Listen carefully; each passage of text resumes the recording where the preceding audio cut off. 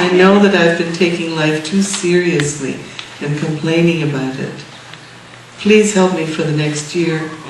Whenever I see my fellow humans act with such indifference to the animals we share this planet with, I become so hurt and angry.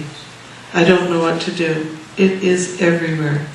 Destruction of habitat and ecosystems that will never recover is rampant. Tell me what to do, Jai Gurudev.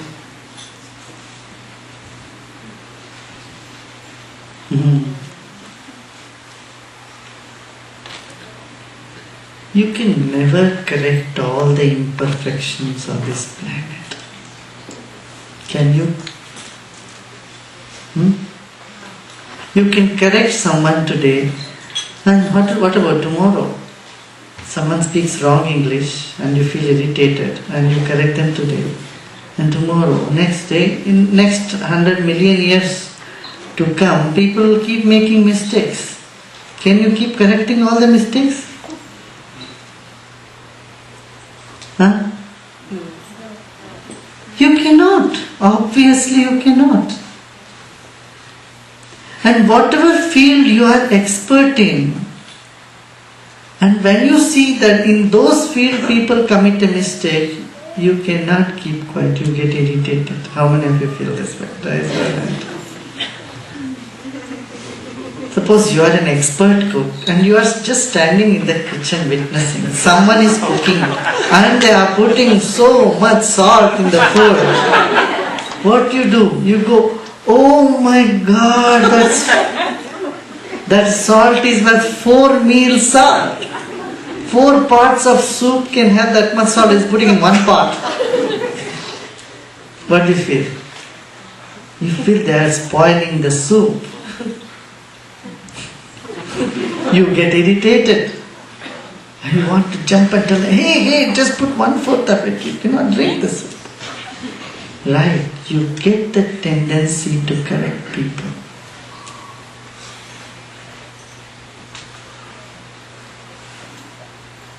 In any field you take, if there is a tailor and this is some mature person stitching things, or if you are a yoga teacher and someone doing wrong postures,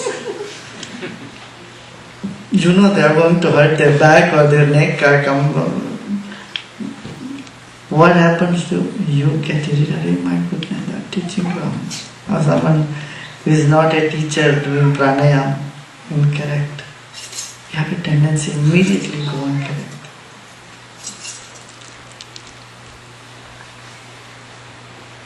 Do it, correct it. I am not saying be indifferent, stay in a corner. If someone is saying food, don't simply keep quiet. Correct them. It's not food, it is food.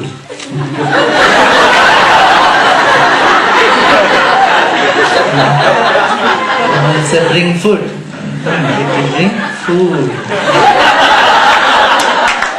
If someone say good, don't say good, say good. Though it is G-O-O-D, good. It's like food, it should be good.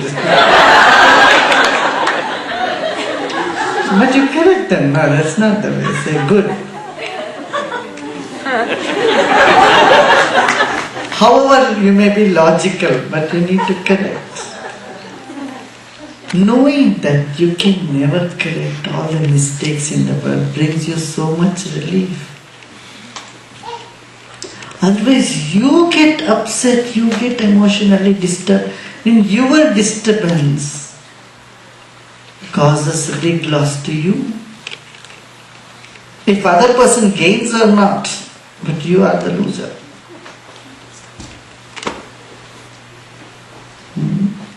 That's why be in the state of acceptance. Accept it. The first mistake, okay, that's all it is. And then correct it.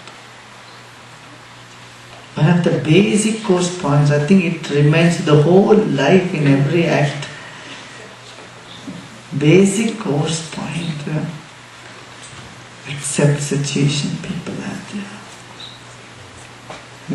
A wise man flows with it. You have to listen to Ashtavakra several times,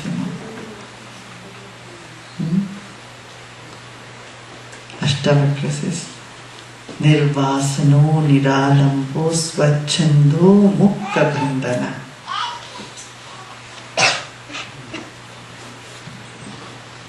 Something. The shushka patravat says, like the dry leaf. When the wind blows this direction, it blows that way. Blows that direction, it blows that way. Being so light in life. Knowing nothing can ever disturb you, change you. You are the light. You are the consciousness. In the relative field, mistakes keep happening. This acceptance brings you enormous stability and peace. Isn't it? Huh? Then you are not mad at people. When you are mad at people, that is when you cannot teach them, you cannot correct them. If you are mad yourself about a situation or people, it is another mistake. A mistake cannot correct another mistake. Their mistake is in the action, your mistake is in your state of being. A mistaken state of being cannot correct a mistaken state of activity. A perfect state of being alone can correct a mistake that is in the state of inactivity. Are you getting what I'm saying?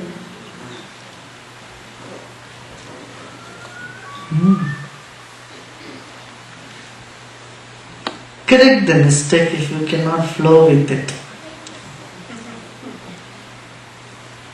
Correct the mistake, and if you cannot, just flow with it.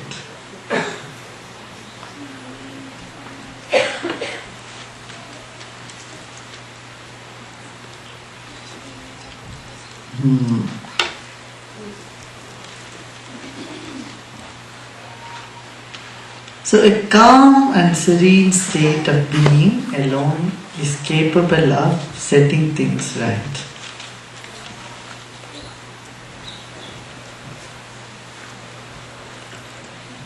That is necessary.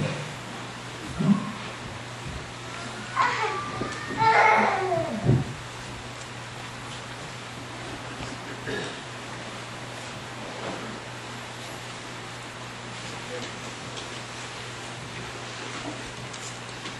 What else?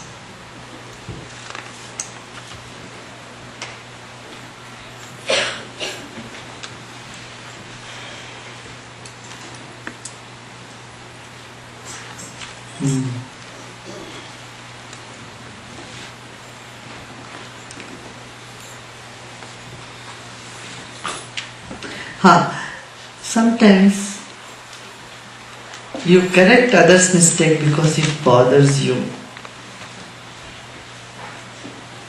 Someone is doing a mistake and it is bothering you, then you try to correct them. They'll never get corrected. But if you are correcting someone's mistake because it is not good for them, then it works. Got it? Did you read this knowledge fact? It was in a knowledge sheet, no? Last week's? I don't think many of them have read it. Correcting someone's mistake because it will affect them comes through a state of compassion, and it works. Correcting someone's mistake because it is affecting you does not work, because it is your own comfort, your own something, you are involved in that.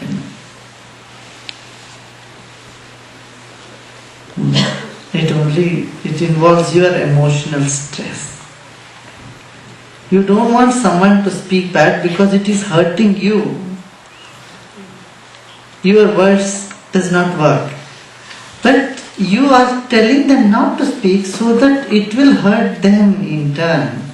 It will recreate a bad impression of them. Then you are in a position to correct it. It will help them better. It will go through them. It will get into their head.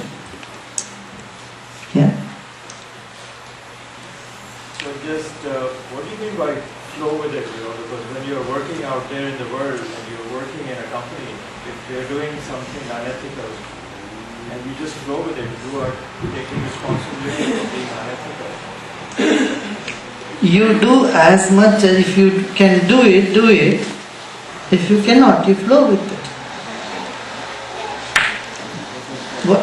Flow with means just see. In the Mahabharata war, there was Bhishma Pitama. Bhishma was there. Bhishma could not resist, could not do anything. So what did he do? He had to be with, he flew with Duryodhana. Knowing too well, it's not going to work. But he had no power to resist. Got it? But if you have power, then you resist. See, you are working in company and the company is doing an unethical thing, but you have a responsibility to take care of your wife, your children, your home. What do you do now? Because the company is doing unethical, say they are producing antibiotics and you are a chemist by profession, you will leave the job, you go to another company. You will have to do the same job there also. Go to third company, you have to do the same job there also. What you will do? You will be jobless. How will you support your children, your wife and your home? What can you do about it? You are caught up. Are you free? Can you resist? Can you bring a change? Can you take a challenge? Good, do it then. That needs sacrifice. It needs strength, it needs courage. You say, come whatever, I'll do it. If you are a warrior, or you have that warrior tendency to correct things, like Chanakya, do it. When you feel that you cannot do that, what can you do? Flow with it.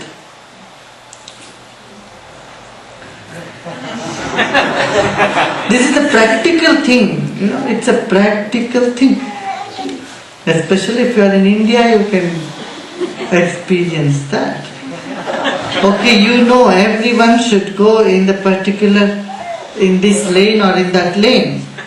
But when nobody follows any lane, what can you do? If you say, no, I am going to follow it, then you will be stuck there for hours.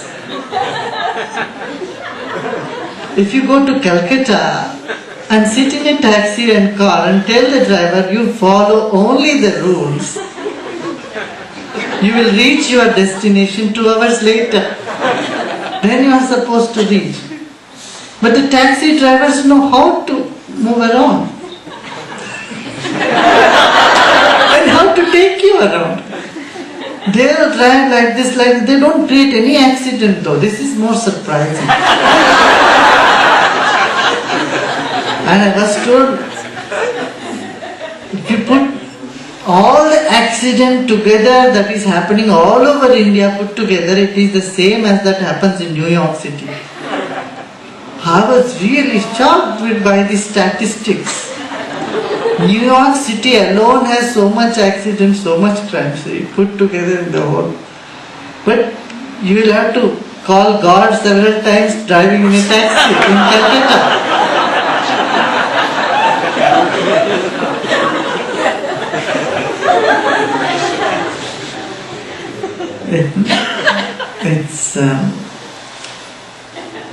There is a joke, said the person who invented the cars in India, ambassador car in India, he died, and when he died, he was given a first class seat in the heaven.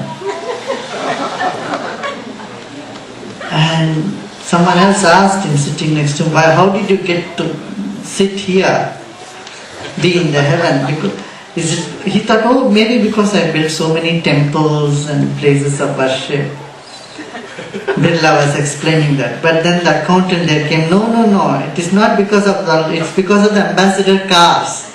Because every time a passenger sits in it, he just thinks of God. And he got all that merit.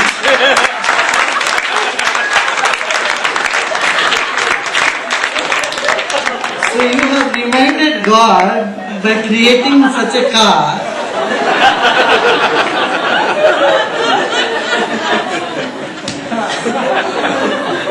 Actually, it is a nice car.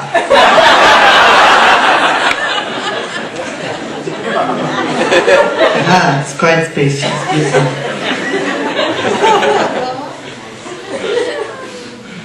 So when you can resist it. Otherwise, you have no other option. Flow with it. You know what happens is you can neither resist it, nor do you have so much courage to resist it, nor can you flow with it. This is where you are in a dilemma. You are neither there nor here. So you are in the middle suffering in your life. So the wise man's advice is either resist or go this side or go that side. Yeah? That doesn't mean that I am encouraging you become more corrupt people. Not at all. You cannot, because your consciousness always spreads you. But at least accept this is how things are.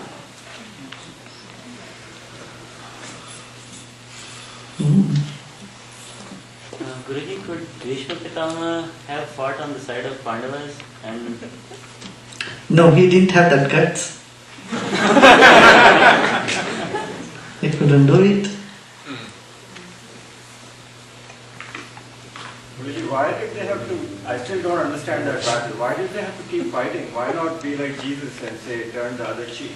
Because everybody got killed. You know, Jesus also said what? I have come here to put son against the father and daughter against the mother. I have not come here to make peace. I have come here to what? Do what? I have come here with the sword. I have not come here with the to make peace. But he didn't fight, he turned the other cheek. Whereas everybody got killed in that battle except 5 people. Yeah, he never believed in fighting in the story. Jesus also, he got so angry, threw all those people out of the temple. Yeah, but he never killed another. All the money changed. All the money changers, he kicked them all out. Jesus comes from a very different background and there was no way that he could fight at that time. You cannot compare Jesus with Krishna. Because they are completely from different situations, different setups, different backgrounds. Now can you compare him with Buddha? All those who came to Jesus were very innocent, poor people who are in slavery. The kings didn't come and fall at Jesus' feet. Emperors didn't come, they were not impressed by him at all. Buddha was not like that because Buddha was already from a princely background. When Buddha stayed, everybody flocked, all the kings and princes, everyone, prince and princess, queens, they all took refuge in Buddha. And Krishna was different and he was also a king. So he said, it's our dharma. That's why he told Arjuna, it's you are a king and you have to do your job.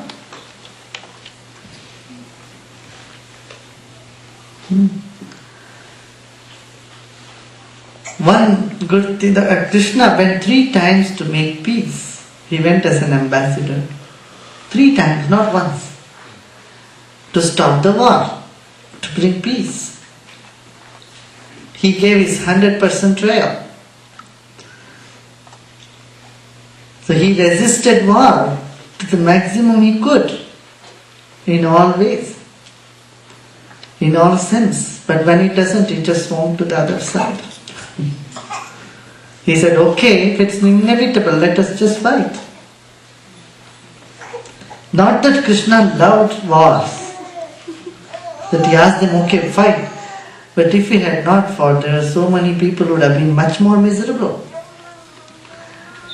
No? So we can go on analyzing for and against it. I mean, there is no end to it.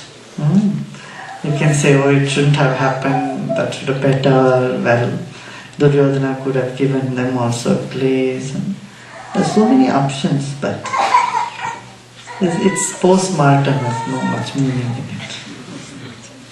Yeah. Okay.